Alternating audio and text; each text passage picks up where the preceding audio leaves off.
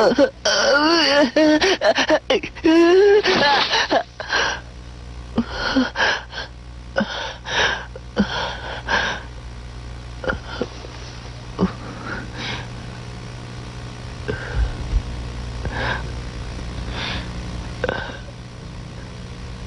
nakita namin kahapon na hindi isang panaginip. Talagang nakita namin ni Hak yun.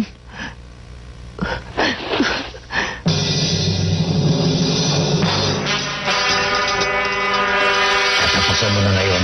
Doktor.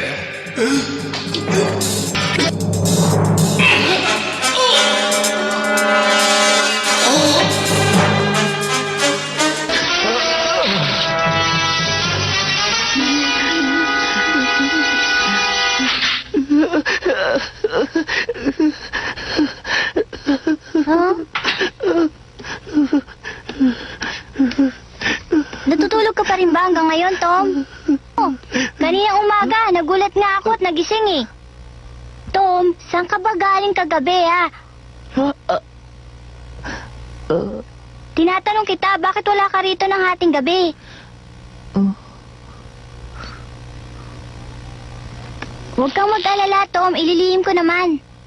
Sabihin mo lang kung saan ka nang galing kagabi. Nandyan lang ako. Nandyan lang ako sa likod ng bahay.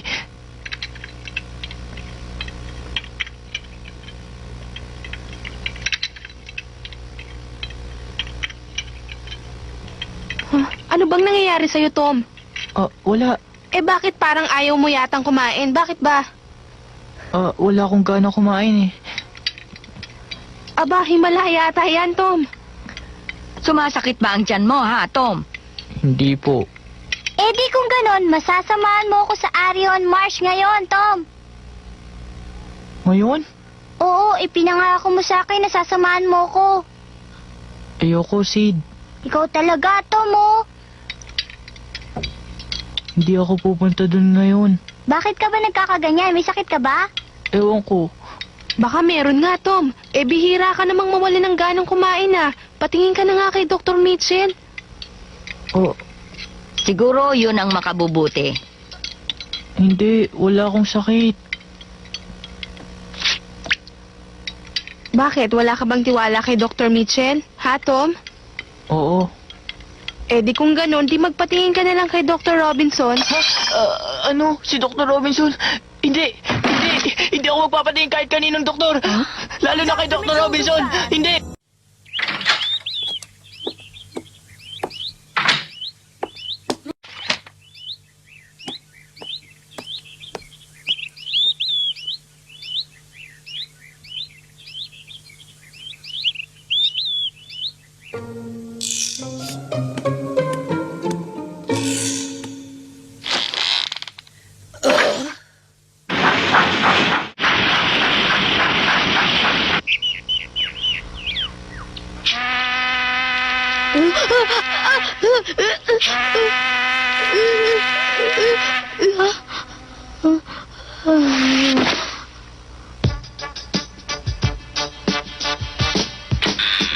Nagiging masama na kaming dalawa ni Hak. Nakita namin pinaslang ni Indian Joe si Dr. Robinson, pero inilihim namin to. Kasi natatakot kami kay Indian Joe.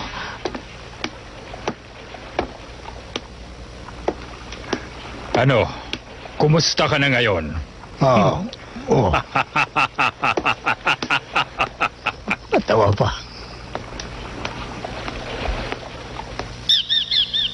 Inay ko po!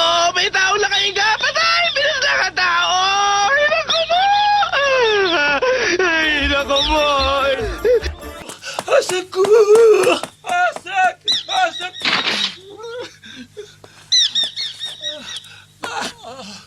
Pepe! Pepe!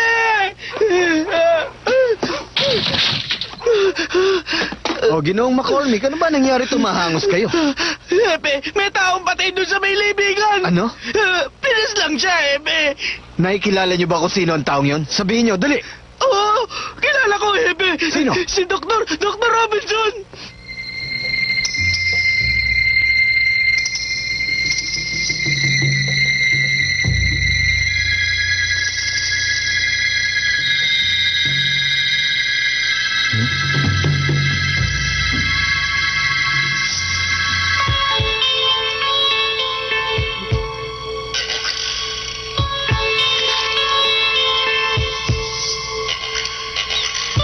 Pat, sandali.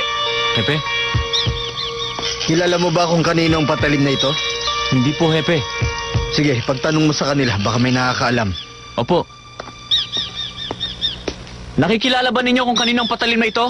Hindi ho! Hindi ho namin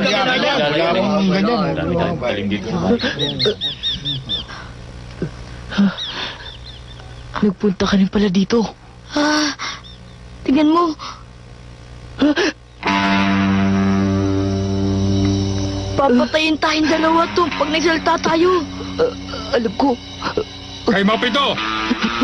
Ano ka mo? Ang ibig mo sabihin, kay Mac Pater ito? Oo. Pero talaga bang sigurado ka dyan, ha? Oo, minsan kasi nakita ko yung pinagmamalaki niya yan. Kung gano'n, halika. Sumama ka kay Hepe. Hepe!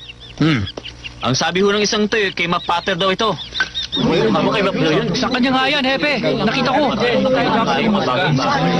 Hindi siya ang pumatay. O ano masasabi niyo mga kasama? Huwag kayong maniguro. Kailangang matiyak pa natin yun. Eh, baka si Map na yun. Hindi, si Map na siguro yun. Matiyak yun. Teka, sandali, Epe. Kanina naalala ko, inuhugasan ni Map yung katawan niya kanina umaga doon sa may ilog. Ano gagawin natin? Huli na si Mang Map. Oo nga.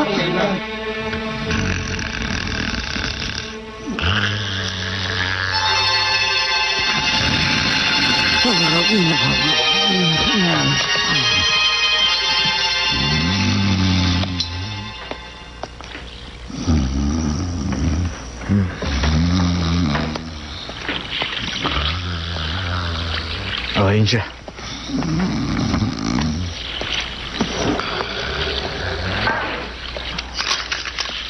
Hoy, Maf, gumising ka. Marami akong tatanong sa'yo. Mukhang nakainom ka na naman yata. Pero siguro naman kilala mo ako, di ba? Marami akong itatanong sa'yo. At gusto ko magsabi ka sa akin ng totoo, Maf. Hindi mo. Hindi po, Epe. Wala akong ginagawa. Hindi po totoo yun. Teka nga sandali. Wala pa ako itinatanong sa'yo, Maf, ha? Ngayon, magsabi ka ng totoo. Ano ba nalalaman mo doon sa nangyaring pamamaslang kagabi?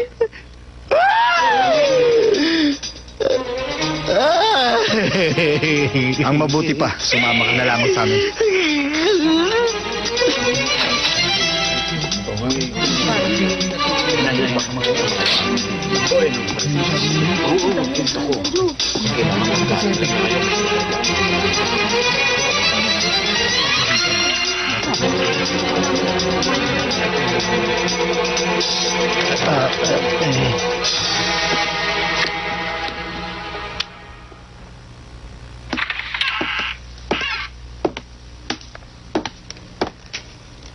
Indian Joe, meron akong itatanong sa'yo at gusto kong magsabi ka ng totoo. Hindi ko mabuo ito, Indian Joe, tinatanong kita! Hepe, tinuro lang ako ni Muff dahil gusto niyang iligtas ang kanyang sarili pero siya ang tunay na salarin. Ang sabi niya ay malalaman daw namin ang katotohanan kapag tinanong ka namin. Ganoon ba? Sinagot na kita, bahala ka. Indian Joe, si Indian yun ah. Ba't si Mami? Alam sa may kinilaman din yata si Indian Joe dito ah. Indian Joe na, baka makabinti na. Si Mami naghihingay dito.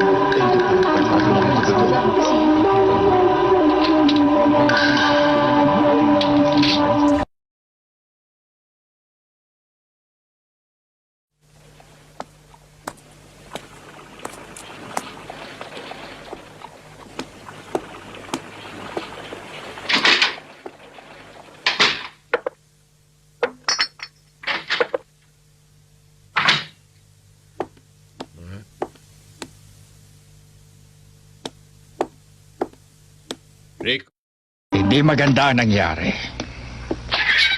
Kung ganun po ay si Dr. Robinson ay... Oo, nasaksak siya at napatay kagabi. Ha? Hindi po ba't bata pa po siya, Doktor? Bata pa at ambisyoso at ang ambisyon na yon ang dahilan ng kanyang pagpanaw. Ano pong ibig niyo sabihin, Doktor? Nais pala niyang pag-aralan ng katawan ni Hoss Williams na namatay sa sakit na walang nakaalam. Nais niyang alamin ang naging sanhi ng pagkamatay ni Hoss. Kaya po kinuha niya ang katawan?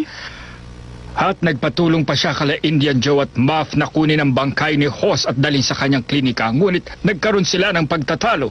At ayun ang nangyari. Nakalulungkot, Doktor. At hindi lang yata yun ang unang pagkakataon na nagpahukay siya ng bangkay sa libingan, Mary. Ha? Ang sobrang ambisyon ay hindi mabuti at yun ang napatunayan ng pangyayari.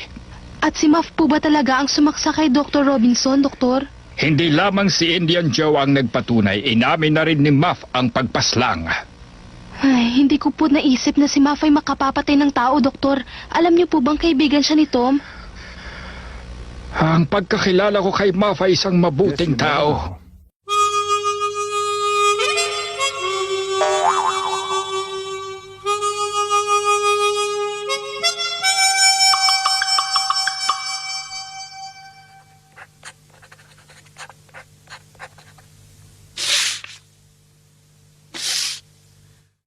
Ito ang iyong pagpapatunay. Kung totoo lahat ng sinabi mo, lagdaan mo na. Kung isinulat niyo ba gaya ng sinabi ko sa inyo, totoong lahat yan, Hepe. Lagdaan mo na. Saan ako lalagda rito, Hepe? Dito.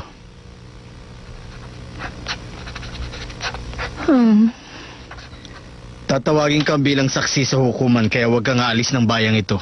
Kayo masusunod, Hepe. Ipasok mo na si Muff sa kulungan. Apo. Tumayo ka na dyan, Muff. Halika na. Pasensya ka na, Muff. Kung hindi ka sana nadakip, hindi sana ako magsasalita ng anumang laban sa'yo. Talaga at sigurong ganito ang dapat mangyari. Pero nararamdaman ko pa rin hindi ko pinatay si Dr. Robinson. Hindi. Muff, maaaring hindi mo lang matandaan ang lahat dahil sa lasing na lasing ka noon. Ngunit sasabihin ko ang lahat ng totoo sa paglilitis. Hindi ikaw ang may sala kundi ang alak. Halika na, Muff.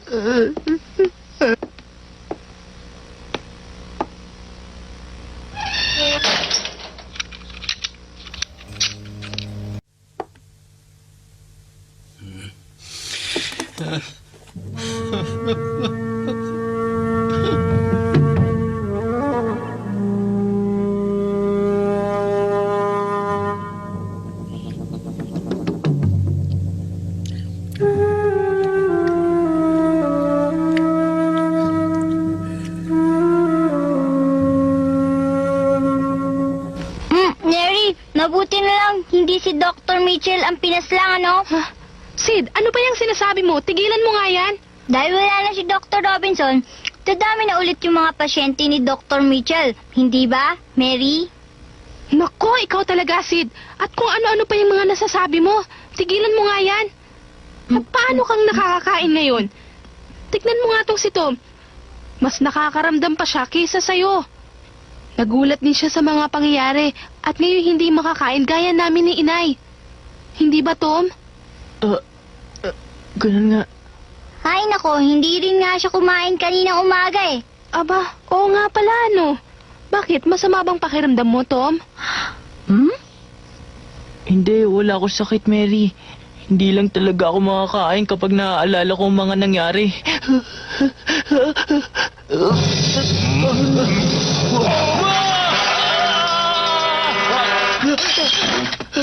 Ha? Sige po, papanig na po ako at matutulog na. Ano, ngayon na?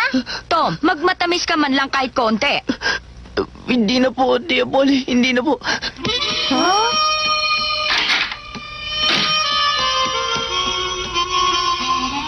Ibang-iba siya ngayon, di ba, Mary? Opo, Inay. Para nga pong may malalim na iniisip itong si Tom. Naku, kailangang matingnan na siya ni Dr. Mitchell, Mary. Isama mo si Tom bukas na bukas din. Opo. Dinakip nila si Mang Muff. At ipapasyang siya nga ang pumatay sa hukuman. Natatakot naman ako kay Indian Joe. Natatakot ako. Anong gagawin ko?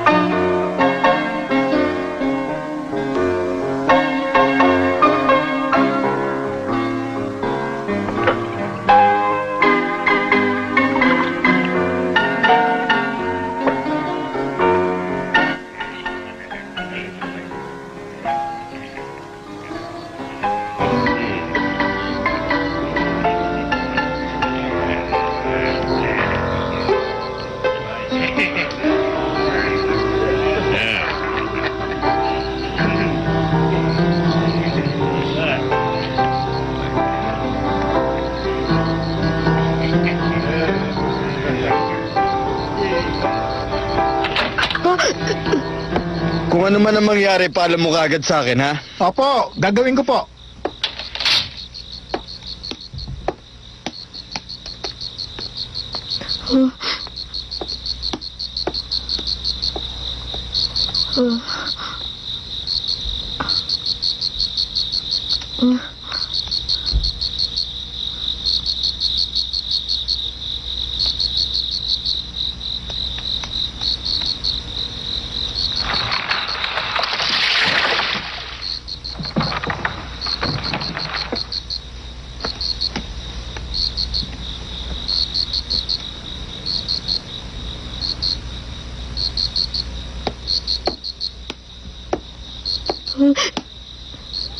Umuwi muna si Hepe. Kaya ako, magpapahinga na rin muna.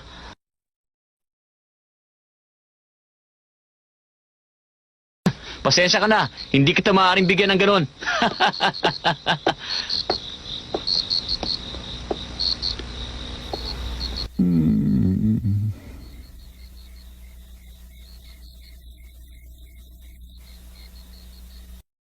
Mang Maf! Ako to! Si Hak! Mang Maf!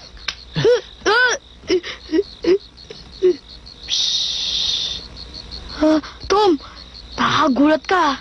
Hindi ba tayo maririnig ni Hepe dito? Huwag kang mag-alala. Bakit ka nga pala pumunta dito, Tom? Bakit ka rin nandito? Naisip ko kasi, baka gusto ni Mang Maf na magtabako. Kaya, nagdala ako dito. Ako rin. Meron din ako hamon. Halika, ibigay na natin, Tom.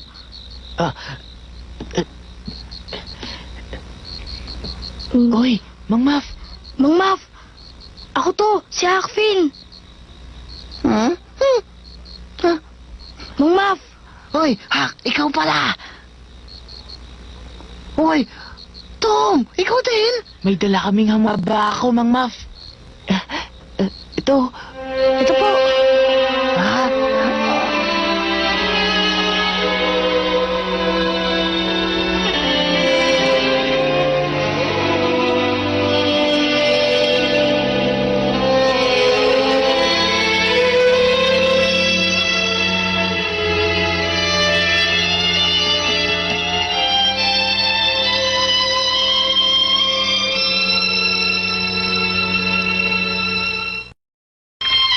kawawa naman si Mang Maf, no?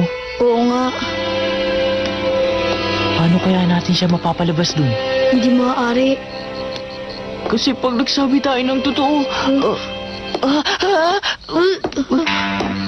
Mga osyosero kayo, ha? Huwag kayong mamamasyal dito kapag gabi at baka kayo madukot.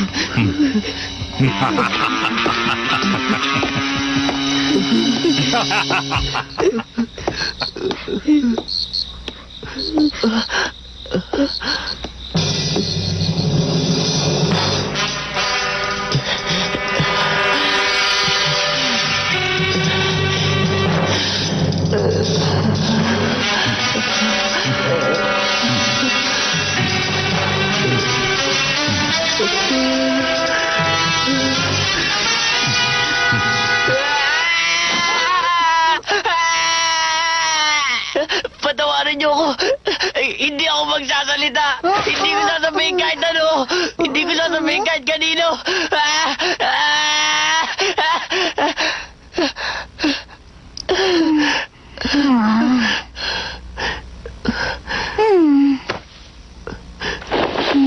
Si Tom talaga.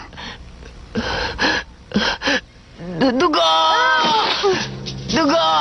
Ang daming dugo!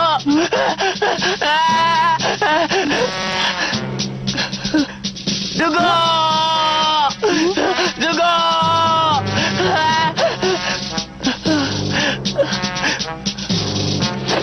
Ano kayo sinasabi nito?